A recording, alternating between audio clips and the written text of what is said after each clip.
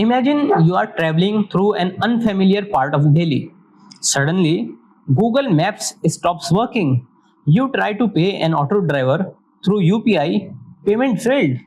You open WhatsApp to tell your family you are safe, message not sent. You try to check the news to understand what is happening, but nothing loads. Your phone has full signal, calls may still work, yet the internet has disappeared. Is this a technical fault, or has the government deliberately switched it off? And here is the deeper question. When violence or unrest is feared, does cutting the internet extinguish the fire? Or does it also disable the fire alarm? Today, we will understand why India uses internet shutdowns, its impact, its legality, and the judicial system stand on it. Across India, whenever authorities anticipate a situation that may disturb public order, whether it is a protest, communal tension, security concern, or even an examination, the internet has often become one of the first services to be restricted. The reasoning is usually the same: control the spread of rumors and prevent escalation. But every shutdown creates another question. When information is blocked to prevent a crisis, what happens to the people who depend on that same information to live, work, and stay safe? From Kashmir to Rajasthan, from protests to examination centers, India has witnessed hundreds of such internet suspensions. And Delhi is only one recent example of a much larger national debate. That is why an internet shutdown is sometimes called an internet kill switch or a digital curfew. A physical curfew restricts the movement of people, a digital curfew restricts the movement of information. An internet shutdown is an intentional disruption of internet or electronic communication for a particular population or geographical area. It can take several forms. The government may shut down only mobile data while broadband continues to work. It may block both mobile and fixed line internet. It may reduce speeds so severely that the internet becomes practically unusable, a technique called throttling. Authorities may also block particular applications, platforms, or circumvention tools such as VPNs. So when your phone shows network bars but no video uploads, maps fails, and websites remain frozen, you may be experiencing a targeted disruption rather than a total telecommunications blackout. And this distinction matters. Blocking one dangerous channel is like closing one contaminated water pipe. Shutting down the entire internet is like cutting the water supply of the whole city. The government's argument is straightforward. During communal tension, riots, or violent protests, one false video can reach thousands of people within minutes. Old footage can be presented as a fresh attack. Messages can reveal police locations, mobilize crowds, or provoke retaliatory violence. From the administration's point of view, slowing communication may provide time to restore order. This concern cannot simply be dismissed. Misinformation can cause real violence. But critics ask an equally important question. What happens when verified information is also cut off? Police advisories cannot circulate. Journalists cannot immediately correct false claims. Citizens cannot confirm whether a neighborhood is safe. Families cannot contact one another. Videos documenting misconduct, whether by protesters or the police, cannot be uploaded. Therefore, the real debate is not security versus no security. It is whether a complete shutdown is the least harmful method available to secure public order. For an urban middle class user, a shutdown may appear to mean a few hours without Instagram or YouTube.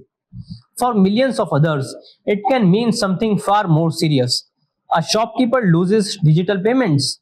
A delivery rider cannot accept orders or navigate. A migrant worker may be unable to send money home. A student misses an online class or cannot submit a form. A small business cannot communicate with suppliers. Human Rights Watch has documented how shutdowns in India can affect livelihoods, welfare access, education, health services, and the ability to obtain basic information. Think of the internet today not merely as a television channel, but as a road. Rumors travel on that road, but so do ambulances, school buses, payments, government services, and verified news. When the road is destroyed to stop one dangerous vehicle, everybody else is stranded too. According to Access Now, 313 internet shutdowns were documented across 52 countries in 2025, the highest annual global total recorded by the organization since it began tracking shutdowns. Myanmar recorded 95 incidents, India recorded 65. India's 2025 figure was its lowest since 2017, but it remained exceptionally high for a constitutional democracy. Across Access Now's dataset since 2016, India reportedly accounts for 920 of the 2,102 documented shutdowns worldwide. India's numbers have fluctuated sharply: 30 in 2016, a peak of 134 in 2018, 116 in 2023, 84 in 2024, and 65 in 2025. These are civil society estimates, not a comprehensive government database. In 2023, the Union government told Parliament that it did not maintain centralized data on shutdowns or their economic impact. That creates a strange situation. The state possesses the power to disconnect people, but the public may lack a single official place to see how often, where, and why that power has been exercised. Until 2024, shutdowns were governed principally by the Indian Telegraph Act 1885 and the 2017 suspension rules. That framework has now been replaced. The present system operates through Section 20 of the Telecommunication Act 2023, read with the Telecommunications Temporary Suspension of Service Rules 2024. The legal threshold is not simply that a protest is inconvenient, an examination is important, or the administration fear embarrassment. Telecommunication services may be suspended in circumstances involving a public emergency or public safety for legally specified purposes such as maintaining public order. And the 2024 rules establish several safeguards. Normally, an order must come from the Union Home Secretary or the State Home Secretary. It must record reasons in writing and be published. It must identify the precise geographical area, the type of service being suspended, and the duration, which cannot exceed 15 days in a single order. The authority must also consider whether the objective can be achieved through another reasonable method. Finally, a review committee must examine the order within 5 days and may set it aside if it does not comply with the law.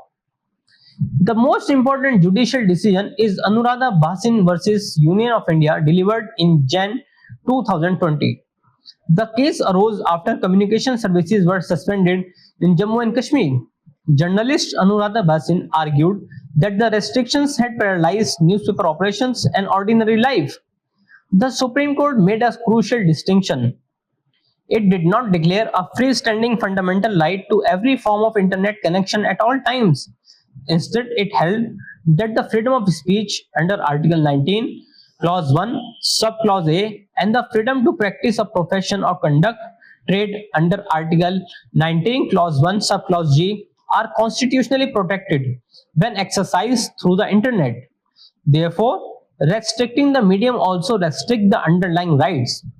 The court said indefinite internet shutdowns are impermissible. Orders must be published so that citizens can challenge them.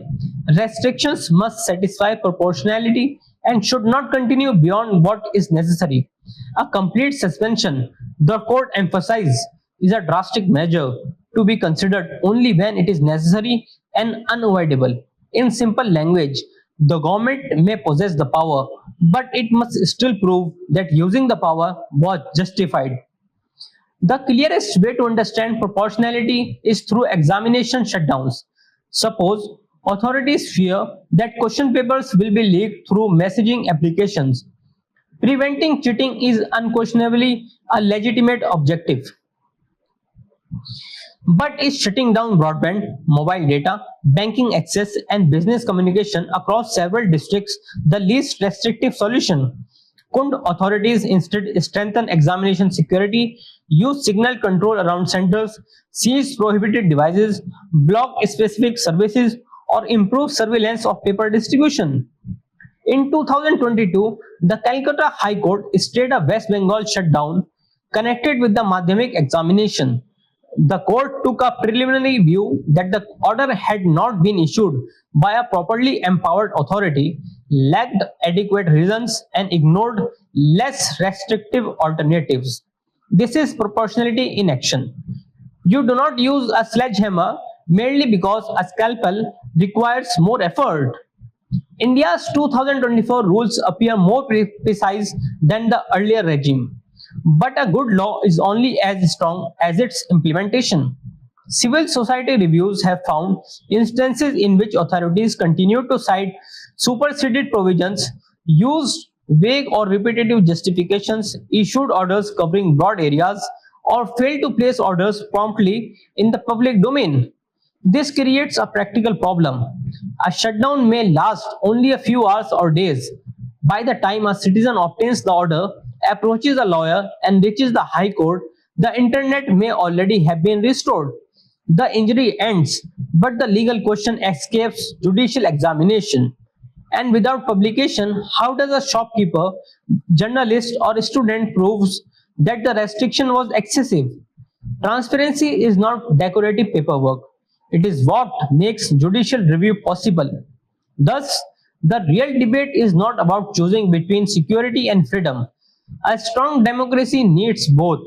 The challenge is finding a solution where protecting public safety does not come at the cost of unnecessarily disconnecting the public itself.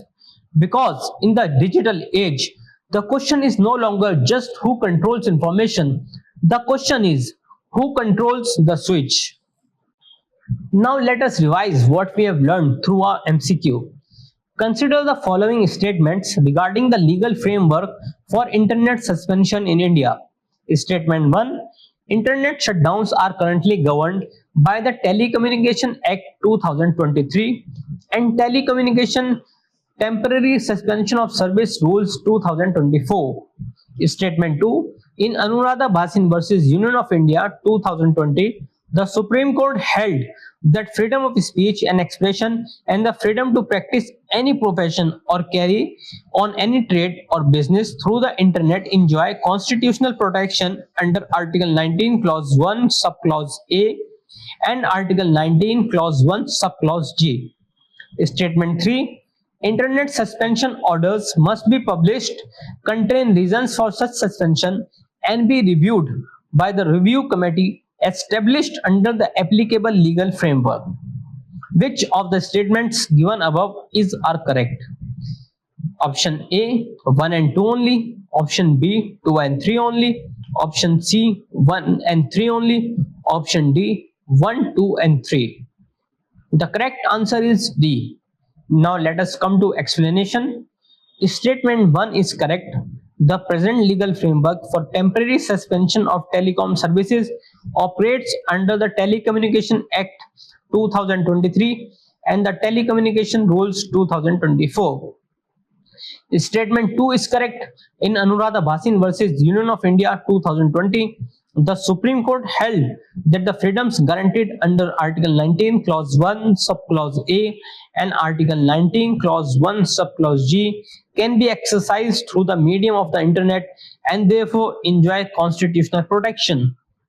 Statement 3 is correct. This follows from the direction of the Supreme Court in Anuradha Bhasin, which required publication of suspension orders and the procedural safeguards under the Telecommunications Rules 2024, which require reasons to be recorded and provide for review by the review committee. Thank you for watching.